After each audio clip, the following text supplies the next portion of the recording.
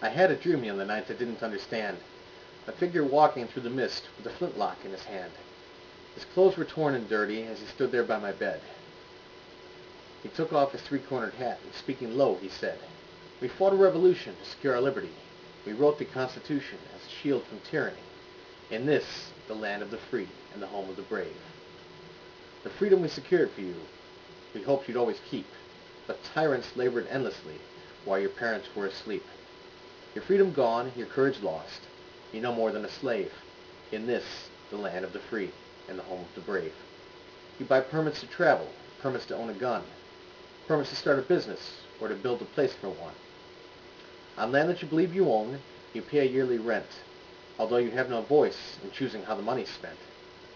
Your children must attend a school that doesn't educate. Your Christian values can't be taught according to the state. You read about the current news in a regulated press. You pay a tax you do not owe to please the IRS. Your money is no longer made of silver or of gold. You trade your wealth for paper so your life can be controlled. You pay for crimes that make our nation turn from God in shame.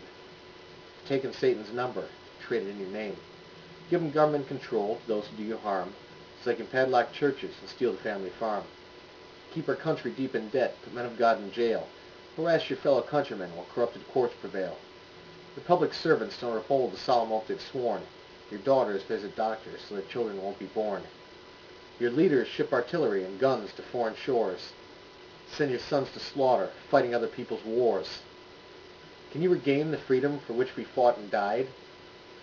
Or don't you have the courage or the faith to stand with pride? Are there no more values for which you'll fight to save?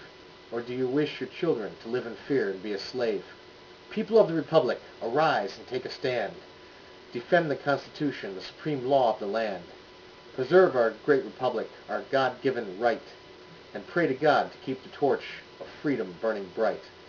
As I awoke, he vanished, in the mist from whence he came. His words were true. We are not free. We have only ourselves to blame.